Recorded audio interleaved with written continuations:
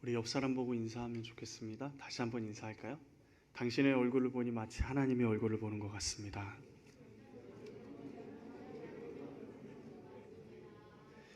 정말 하나님의 얼굴을 보는 것 같으십니까? 예. 내 안에 예수님이 계시면 다른 사람 안에 계신 예수님도 보이는 거죠. 예. 다른 분이 아니시기 때문에, 그러기 때문에 우리 안에 예수님이 계시면 다른 우리 성도들의 안에 계신 예수님이 보이기에 하나님의 얼굴이 다른 분 안에 보이는 것입니다. 정말 그랬으면 좋겠습니다. 다시 한번 인사하겠습니다. 예, 당신의 얼굴을 보니 마치 하나님의 얼굴을 보는 것 같습니다.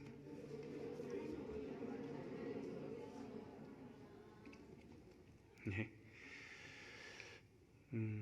나병이라는 병은 몸의 감각이 점점 사라지는 병입니다. 그래서 나병을 옛날에는 천영, 하늘이 내리는 병이라 불렸습니다. 나병에 걸리면 더 이상 희망이 없다라는 것이죠.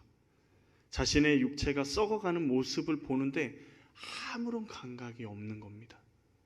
자신의 손가락이 하나하나 마디마디 떨어져 나가는 걸 보면서도 아무런 것을 느끼지 못하는 병. 그래서 사람들은 하나님께 버림받은 사람이라고 이야기하고 손가락질하는 병. 이게 나병이죠.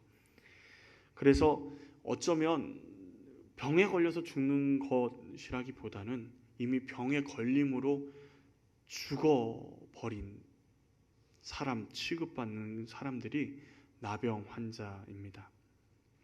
오늘 말씀 11절에 예수님께서 예루살렘에 올라가실 때 사마리아와 갈릴리 사이로 지나가시다가 나병 환자들을 만납니다. 예루살렘으로 올라가신다라는 것은 무슨 말이냐면 예루살렘에 십자가를 지러 올라가고 계시다라는 거죠. 계속해서 얘기합니다. 그런데 예수님께서 그 길을 선택해서 지나가셨다라는 게 정말 우연인 것처럼 나병 환자들이 기회가 온 곳입니다. 그들이 생각하기에 정말 운이 좋다. 어떻게 예수님이 우리가 있는 것을 알고 이곳을 지나가시고 계실까? 이 마을로 오셨을까? 정말 우연히 딱 맞아서 정말 좋구나라는 생각을 했을지 모릅니다. 그런데 정말 우연일까요? 오늘 말씀을 우리가 계속해서 누가복음 전체를 조망해 보면 학자들은 예수님이 지금 오늘 사마리아와 갈릴리 사이에 있는 예수님의 위치가 이해가 되지 않는다라고 이야기를 합니다. 왜냐하면 누가복음 10장에 예루살렘으로 올라가면서 예수님은 베다니에 계셨습니다. 그런데 지금 누가복음 17장에서는 예수님께서 갈릴리와 사마리아 사이에 계시다라는 것이 이해가 되지 않는 거죠. 우리나라로 말하면 순천에서 서울을 가는데요, 수원까지 올라갔습니다. 그런데 갑자기 이 사람이 충청도에서 등장하는 겁니다. 그럼 이해가 되나요? 이해가 안 되죠. 수원까지 올라간 사람이, 서울을 목표로 간 사람이 충청도로 다시 내려올 일은 없겠잖아요. 그런데 예수님은 지금 마치 그렇게 하시는 것과 다를 바 없는 거죠. 거의 예루살렘 근처로 가셨다가 다시 갈릴리, 사마리아 그 경계선상까지 다시 내려오신 것입니다. 그렇다면 오늘 10명의 나병 환자와 만난 것은 우연이 아니라는 것이 확실한 사실인 거죠. 예수님이 그들을 찾아오셨다라는 겁니다. 나병 환자들은 예수님을 자신들이 불렀고 예수님을 자신들이 찾아갔다고 생각할지 모르지만 예수님이 그들을 만나기 위해서 그 길을 다시 되돌아오신 것입니다. 나병 환자들은 자신들이 운이 좋았다라고 표현할지 모르지만 그것은 운이 아니라 예수님의 사랑이었습니다. 우리 인생의 절망의 순간에 아무도 우리 주변에 없을 때 보이는 그 순간에 주님께서는 우리의 그 사망의 음침한 골짜기로 우리를 찾아오십니다. 우리가 절망할 때 예수님은 어디 계셨습니까? 어디 계십니까? 내가 이렇게 힘들어하는데 어디 계십니까? 질문하고 원망하지만 그때도 주님은 우리와 함께 하셨습니다. 우리의 과거를 돌아보면 다 알 수 있죠. 정말 우리의 인생의 굴곡굴곡마다 주님이 함께 하셨다라는 고백을 수많은 권사님들이 하십니다. 주님이 함께 하셨습니다. 주님 아니었으면 제가 지금 이 자리에 없었습니다. 라는 고백이 한 사람의 고백이 아니라 수많은 믿음의 사람들의 고백입니다. 그때는 원망했지만, 그 고난의 현장 가운데서는 원망했지만, 나병과 같이 정말 절망적인 상황 가운데서는 원망을 하며 하나님 앞에 어쩌면 저에게 이러실 수 있습니까? 라고 말했지만 절묘한 타이밍에 하나님께서 우리의 삶을 개입하시고 우리의 힘이 되어주시는 것을 깨닫게 됩니다. 이렇게 찾아오시는 예수님을 나병 환자들도 놓치지 않았습니다. 그들은 예수님께 과감하게 나아갑니다. 나병 환자들은 일반인이 이렇게 자신들을 향해서 달려오면 입술을 가리며 큰 소리로 나는 부정한 사람이라고 외쳐야 합니다. 이 말은 무슨 말이죠? 그 사람이 나와 만나지 않게 하기 위해서 나는 나병에 걸렸으니까 나한테 가까이 오지 마십시오. 위험합니다. 라는 것을 고백해야 하는 거죠. 그리고 그 자리를 빨리 떠나지 않으면 사람들에게 돌을 맞을 수도 있고 맞아 죽을 수도 있는 상황 가운데 처합니다. 그러나 그들은 전혀 다른 모습으로 마을로 들어가시는 예수님을 향해서 큰 소리로 외칩니다. 자신들을 불쌍히 여겨달라고 간구합니다. 불쌍히 여겨달라고. 마을 근처까지 그들이 와 있다라는 것 사실 자체가 굉장히 위험한 일이죠. 더구나 예수님은 그 당시에 엄청난 인기를 누리셨습니다. 엄청난 사람들이 예수님을 구름대같이 쫓아다녔는데 10명의 사람이 우리를 불쌍히 여겨달라고 나병에 걸린 사람들이 예수님께 간구하고 있습니다. 10명이라는 숫자를 믿고 이렇게 한 것일까요? 그렇지 않습니다. 수많은 사람들이 예수님을 따라가는 것을 보면서 혹시 저 사람들이 돌 하나씩 들고 자신들에게 던지면 자신들은 죽을 목숨이다 라는 생각이 더 쉽게 들 상황입니다.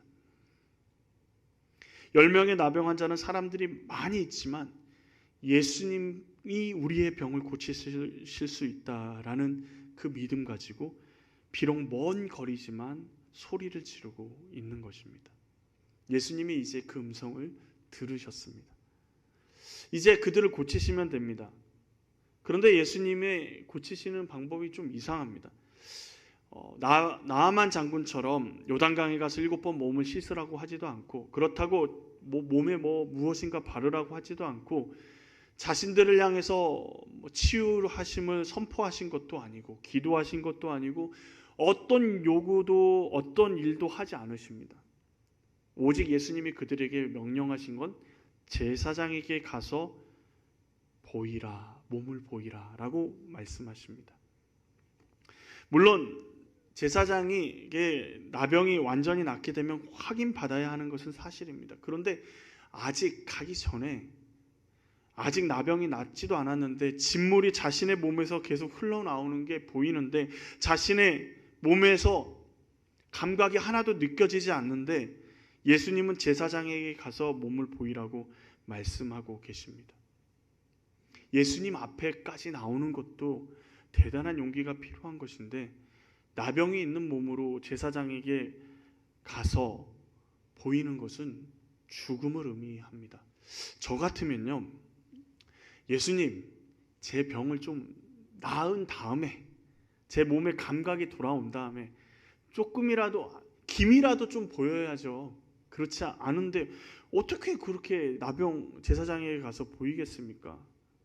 라고 이야기했을 것 같습니다. 그렇지 않으신가요? 문제가 해결이 돼야지 이 다음에 상황들이 펼쳐지는 거지. 문제를 떠안고 있는데 다음 상황을 이야기하시면 그 문제가 해결된 다음 상황을 이야기하시면 우리가 그 말씀에 어떻게 순종하겠습니까? 이런 이야기들을 예수님께 이야기했을 것 같습니다. 그런데 나병 환자들은 예수님의 말씀을 듣고 그 즉시 제사장을 향해 달려갑니다.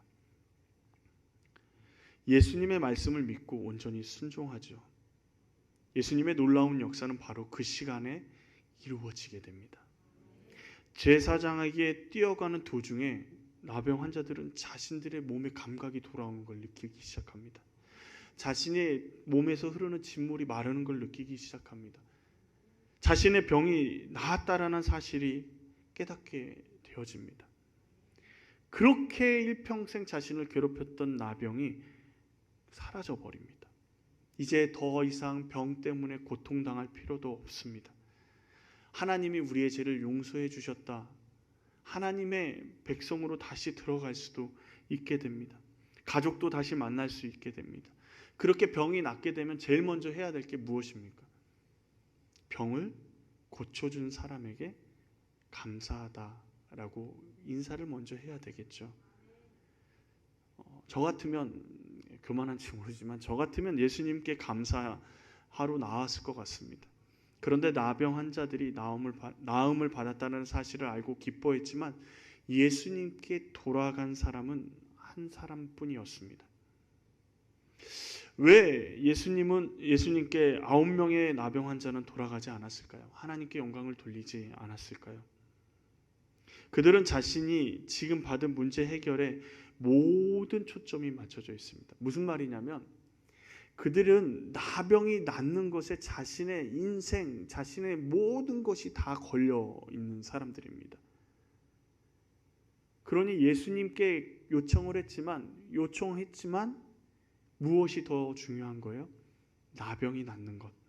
그들의 관심은 예수님이 아니었습니다. 예수님이 어떤 말씀을 전하느냐, 예수님이 어떻게 하나님의 말씀을 선포하시느냐, 이런 것들이 중요한 것이 아니라 예수님이 못 고친 병이 없다. 그렇다면 내 병도 고칠 수 있다라는 것에 초점이 맞춰져 있는 것이죠. 그리고 결국 9명의 나병 환자는 자신들을 예수님께서 은혜를 주시고 병을 고치시자 그 은혜, 병 고침에 정신이 팔려 정작 중요한, 아니 처음부터 그들의 마음 가운데는 예수님이 없었죠. 그 9명의 나병 환자들을 어떤 마음이 드십니까? 이 배은만덕한 사람들 같으니라고 생각할 수도 있지만 이 9명의 나병 환자들의 모습을 보면서 그리고 왜 이렇게 했을까라는 생각을 계속 묵상하면서 제 안에 드는 생각은 이들의 모습이 과연 나의 모습이구나라는 생각이 들었습니다. 하나님께 어떤 위기 상황이나 어려움이 닥쳐올 때 우리는 기도합니다. 그런데 정작 그 위기를 넘어가고 어려운 상황이 바뀌어서 그 위기 상황이 복이 되면 그 복 때문에 예수님을 잊어버리는 것이 얼마나 많습니까? 잠시는 감사할 수 있죠. 그러나 하나님께서 이런 것이 자신들의 문제 해결의 종착점이라고 생각했습니다. 그래서 나병이 낫자 더 이상 예수님이 필요 없는 겁니다. 자신들의 갈 길을 찾아가면 됩니다. 아내는 자신을 아직도 기다리고 있을지, 자신의 자녀들은 어떻게 하고 있을지 궁금했던 그 모든 소식들을 가지고, 생각을 가지고 빨리 그들을 찾아가서 그들과 내 나병이 나았다라는 것, 그 사실을 알리면서 함께 기쁨을 누리고 싶을 뿐이지 예수님은 그들의 눈에 없었어요. 문제가 해결돼 버리니 문제를 해결해 주시는 분은 더 이상 필요가 없는 거죠. 나병 환자라는 문제가 해결되어도 그들은 자신의 문제에만 초점이 맞춰져 있습니다. 자신을 고쳐주신 분이 예수님이라는 사실 필요 없는 것입니다. 그런데 예수님도 그 생각에 동의하실까요? 그래, 너희 문제를 해결해 줬으니 그럴 수도 있지 라고 생각하실까요? 예수님께서는 나병 환자의 치유의 문제 해결을 종착점으로 생각하지 않았습니다. 나병 환자를 치유하는 것이 문제 해결의 종착점이라고 생각하지 않았어요. 나병 환자는 문제가 무엇이라고 생각했습니까? 자신이 나병에 걸린 것이 문제라고 생각했지만 예수님은 그게 문제라고 생각하지 않으셨습니다.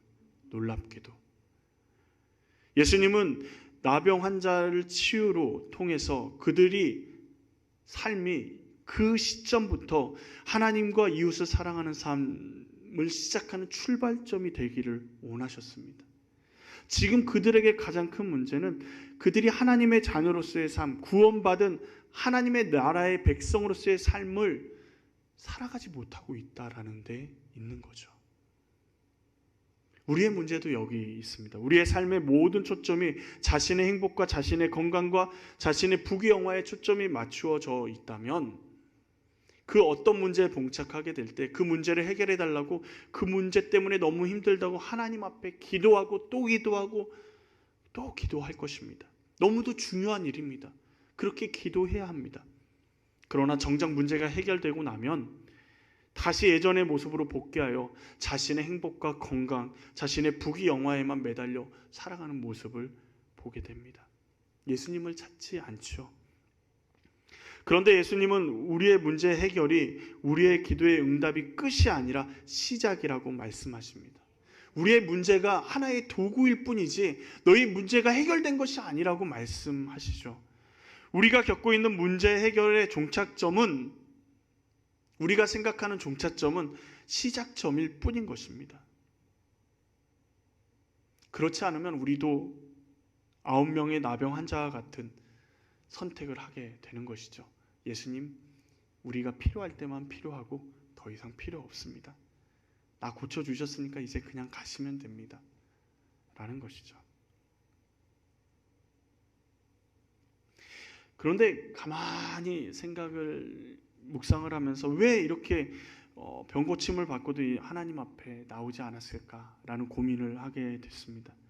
그런데 오늘 만약에 10명이 예수님 앞에 나와서 이제 제사장에 가다가 5명은 고침을 받고 5명은 고침을 안 받았다면 어떻게 됐을까? 어떻게 됐을 것 같습니까? 고침을 안 받은 사람이 생겼네요. 다 고침을 받은 게 아니라 5명은 고침을 받고 5명은 고침을 안 받았어요. 그러면 고침받은 5명이 어떤 생각을 하게 될까요? 자신들이 특별하다라는 생각, 그리고 예수님이 특별히 자신들을 생각하신다는 생각을 해서 아마도 다시 예수님 앞에 돌아오지 않았을까. 그런데 10명이 다 고침을 받았어요. 너도 고침받고 나도 고침받고, 너도 은혜 받고 나도 은혜 받고. 그러니 하나님 앞에서 고침받는 게 너무도 당연하게 여겨지는 겁니다. 모든 사람이 누린다 하는 은혜를 당연하게 생각하면 우리 삶에는 정말 중요한 감사들을 다 놓치게 됩니다. 정말 중요한 것은 모든 사람이 누리는 것, 그 누리는 것을 지금 내가 누리고 있다라는 것이 정말 중요합니다. 한번 예를 들어 볼까요?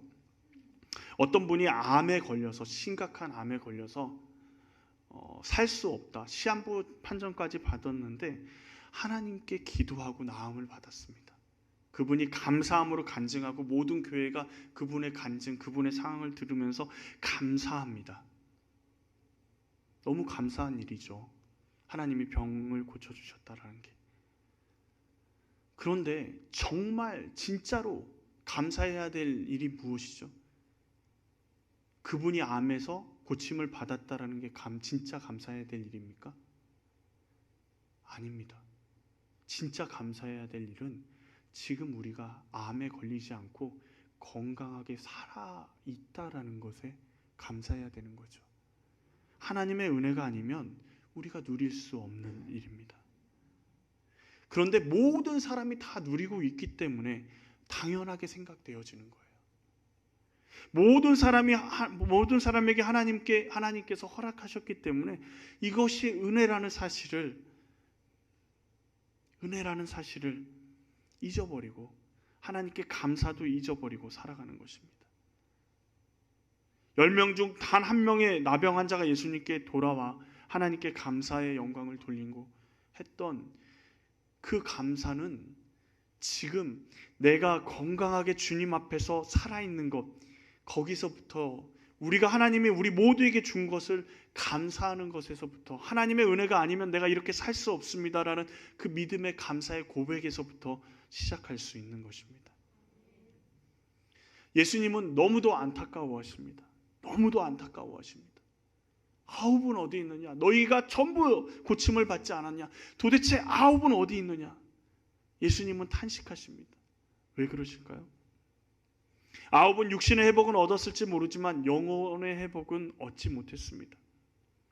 그들은 육신의 가족과 관계는 회복했을지 모르지만 하나님 아버지와의 관계는 회복하지 못했습니다.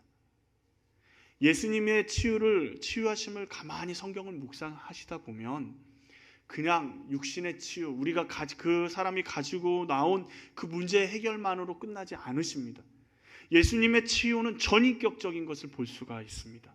그의 영혼까지 치유하시고 그의 문제까지 치유하시는 예수님의 놀라운 은혜를 말씀 곳곳에서 볼 수 있습니다. 영혼의 회복, 아담으로 잃어버린 하나님의 형상을 회복하게 하시고 구원을 얻게 하십니다. 그런데 아홉은 그것을 누리지 못하고 자신들이 예수님이 주신 육신의 회복만에 만족하며 돌아갑니다. 그리고 단 한 사람, 단 한 명, 사마리아인, 예수님이 이방인이라 불렸던 그 한 사람에게 예수님께서 구원을 선포하시죠. 19절 말씀에 예수님 뭐라 그러십니까? 일어나 가라. 내 믿음이 너를 구원하였느니라. 우리는 문제를 바라보고 그것만 해결되면 살 수 있을 것처럼 살아갑니다. 그러나 우리 눈앞의 문제는 어쩌면 빙산의 일각일 수 있습니다. 문제만 바라보면 그 문제가 해결되어도 문제를 해결하신 분을 잊어버립니다. 그리고 다시 문제가 생길 때 다시 원망하고 다시 나아가죠. 똑같은 삶의 연속을 계속해서 살아가게 됩니다. 문제가 생기죠? 문제가 해결되길 위해서 하나님 앞에 기도로 나아갑니다. 그리고 문제가 해결됩니다. 그러면 해결하신 하나님은 잊어버리고 다시 일상으로 돌아갑니다. 다시 문제가 생깁니다. 또 하나님 앞에 문제를 해결해 달라고 기도로 나아갑니다. 또 문제가 해결되죠? 다시 잊어버립니다.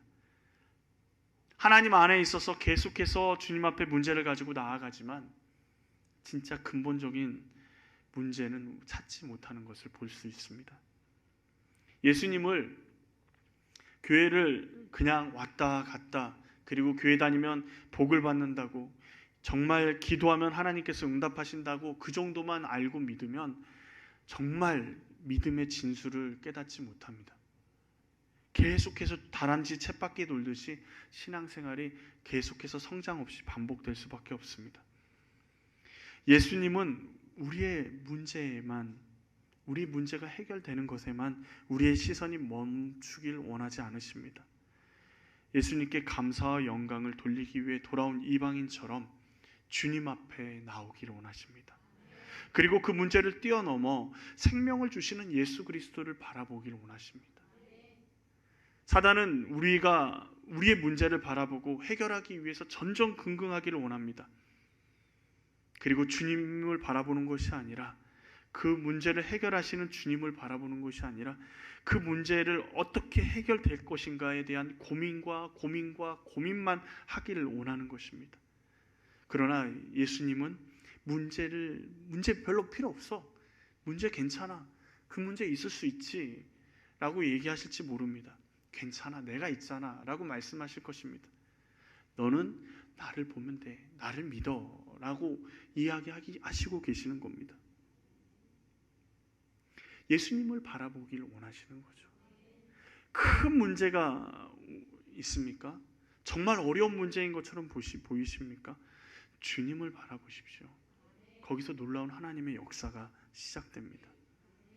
그렇다면 예수님은 왜 9명을 안타깝게 찾으셨을까요? 우리의 근본적인 문제를 해결하기 위해서이죠. 그럼 왜 근본적인 문제를 해결하기를 원하셨을까요? 무엇 때문에?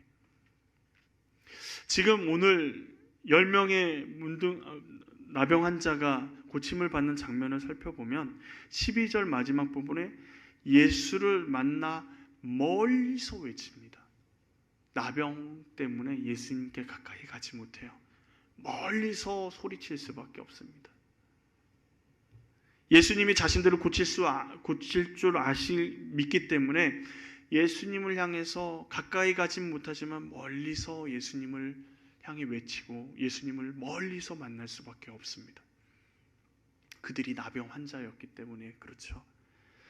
그런데 14절 마지막 부분에 그들이 가다가 깨끗함을 받았습니다. 나병이 깨끗해졌습니다. 나병이 떠나갔습니다. 그렇다면 예수님을 어떻게 만날 수 있죠? 나병 때문에 멀리서 만났던 예수님을, 그 나병이 사라졌습니다. 장벽이 사라졌습니다. 어떻게 만날 수 있습니까? 우리 15절 16절 말씀을 같이 함께 보겠습니다. 그 중에 한 사람이 자기의 나은 것을 보고 큰 소리로 하나님께 영광을 돌리며 돌아와 예수의 발 아래 엎드려 감사하니 그는 사마리아 사람이라. 자신의 나음을 보고 예수님 앞에 나온 사람은 어디까지 가죠? 멀리서 예수님 저 나왔습니다 하나요?